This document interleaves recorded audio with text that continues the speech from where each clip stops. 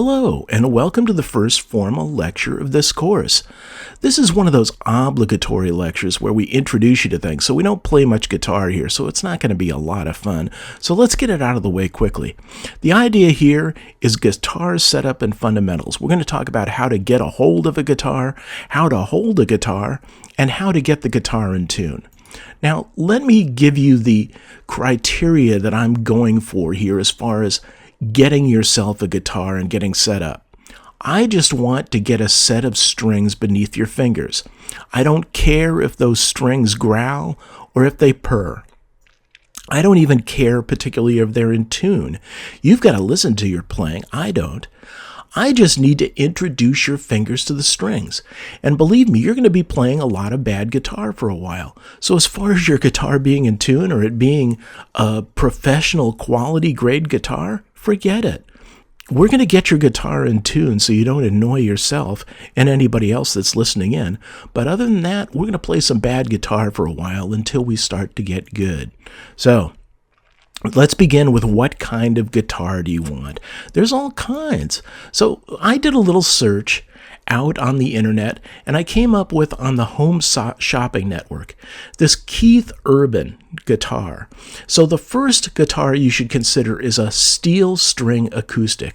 You don't need any power, you don't need an amp, it's easy to carry around, you can play it around a campfire, you can play rock, you can play strum-along songs, you can play the blues, you can play rock and roll, you can do anything on it. So this is really the guitar that I recommend people begin with. And I found this one for, can you believe it, $129. And it comes with what we got here? 8 picks, a second set of strings, a 30 DVD tutorial lesson, a chord chart, a carrying case, and even a capo. So this has everything that you need to play and learn how to play for $129. So I went out and I bought one. It hasn't arrived yet, and I'll give you an evaluation of the guitar when it arrives.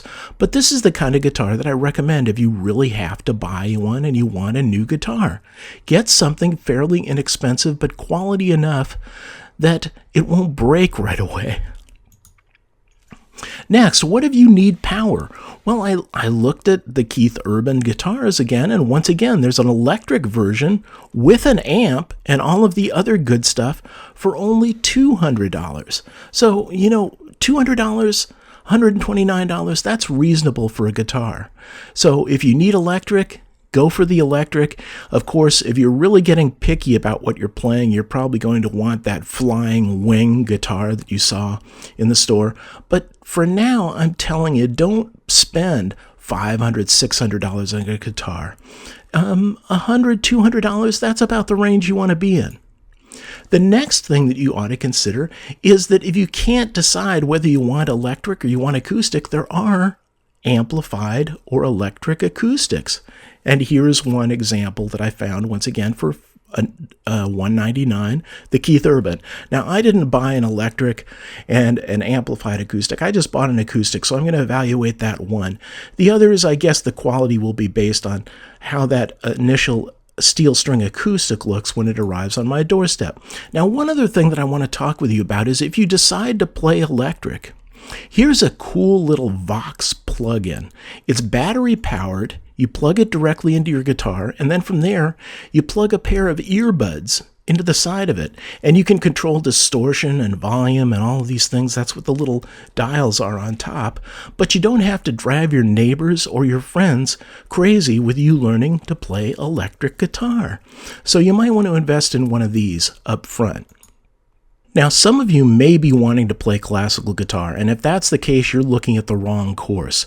We're going to get into blues and rock guitar. So, the buttery feel of those nylon strings on a classical guitar is amazing. It just feels so good to play a classical guitar. And if you're going to pick with your right hand and you're going to do melodies and stuff, it's the way to play. But for right now, go with the steel string acoustic is what I would recommend, especially if you want to take this course. Now, what am I playing in this course? I'm playing my best guitar, which is a Taylor GS Mini. It's a $658 guitar, and it sounds sweet, and it just plays so nice and feels so good. You know, and it's as far as how a guitar plays and feels, it's all a matter of the quality of the guitar, the action that's been set up, you know, how high the strings are off the fingerboard, how good the strings are. So all kinds of things can affect how you're going to feel playing this guitar. This is one sweet guitar, but no way should you be paying $700 for a starter guitar. And by the way, I also wanted to show you my pretty guitar. This is my primary electric guitar, and it's an Epiphone Les Paul, which is going to be cheaper than the Gibson Les Paul, but it looks the same, and it's beautiful red, and I just really like this electric guitar and wanted to show it to you.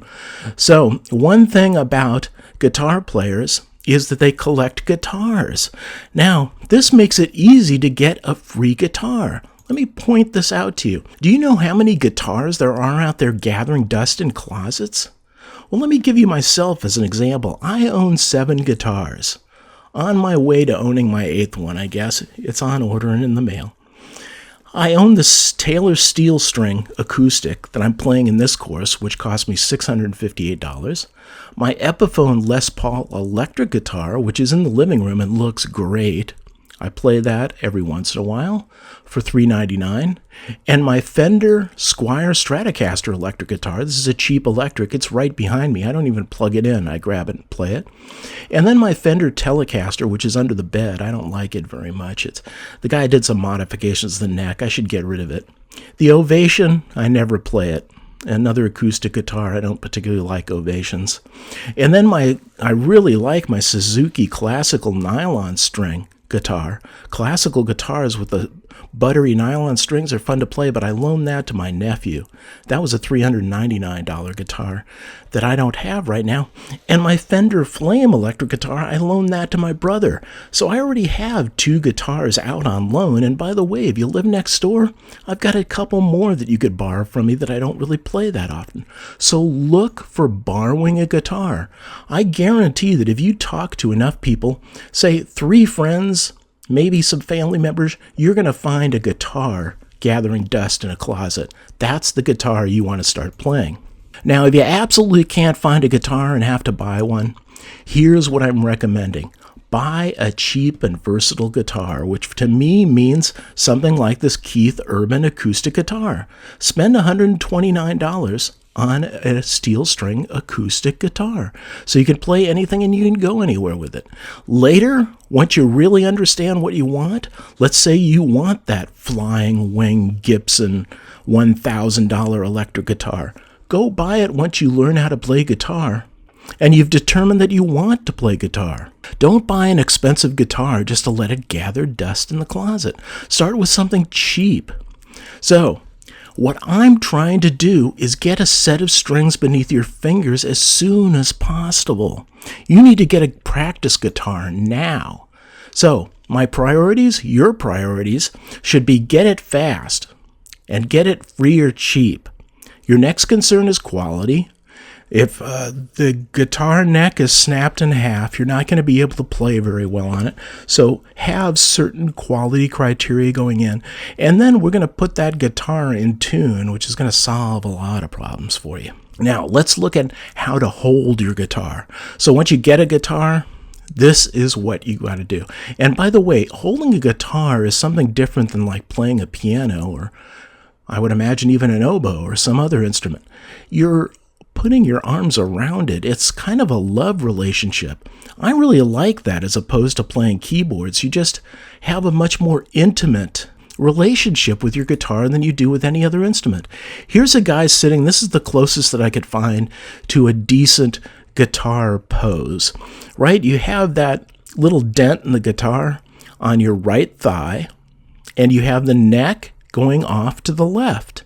And then you're playing with your right hand with the pick on one side, and your left hand is on the fingerboard on the other. So this is the classic way to hold a guitar.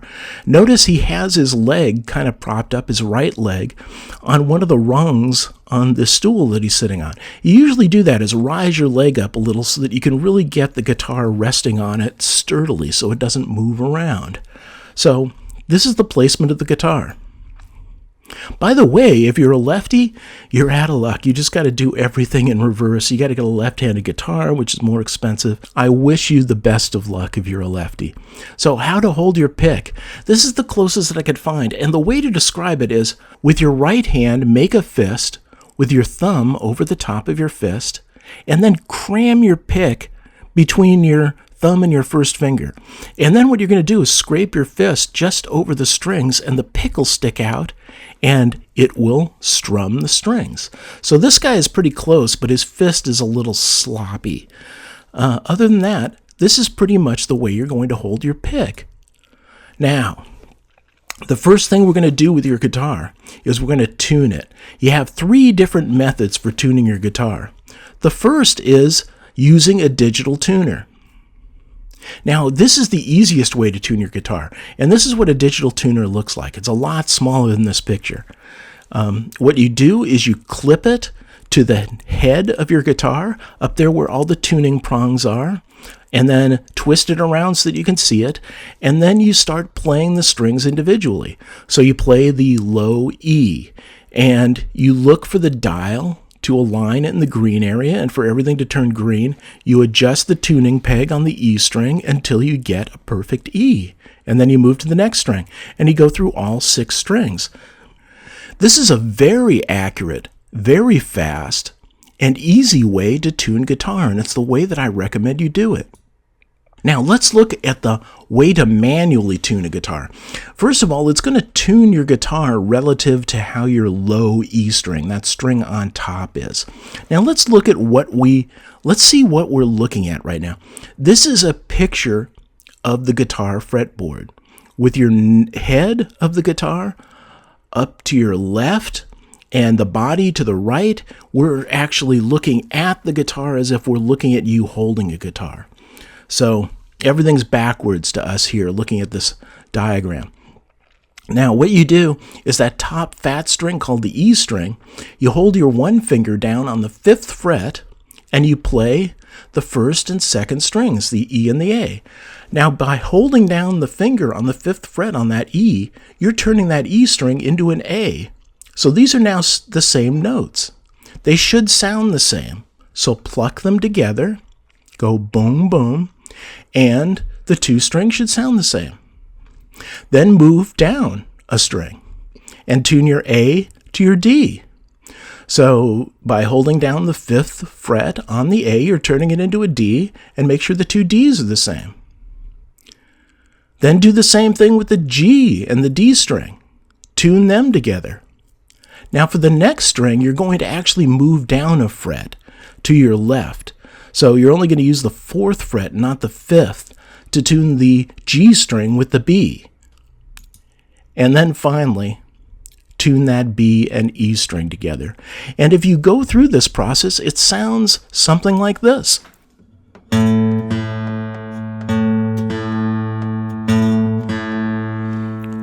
Those were the top 2 strings. Now I move down.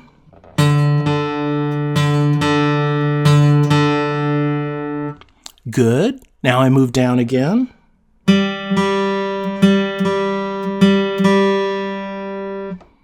Very good. Now I move down and I slide slightly to the left to go down a fret.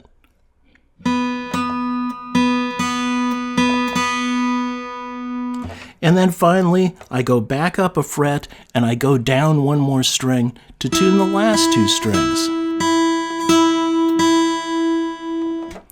What do you know? In tune. Now a big question comes up. How do you tune that first E string? Well, you find something that's in tune like a piano and you play an E, or you play a E on another guitar, or if somebody's nice enough to play all 6 of their strings, you can actually tune your guitar to another guitar. So let's do that now. Let's definitely get that low E string in there so you can use the manual method to tune the rest of your guitar. So here's my strings one at a time. Here's the low E. tune to the low E. Play your low E and adjust the tuning nut until it sounds like this. Okay, now we'll go to the A.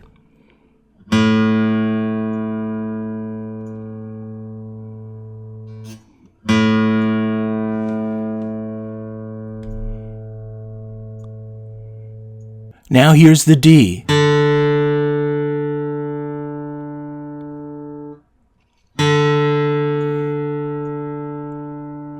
The G.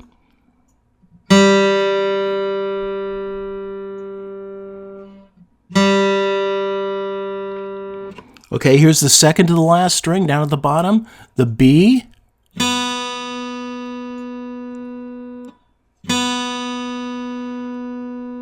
And finally your high E string.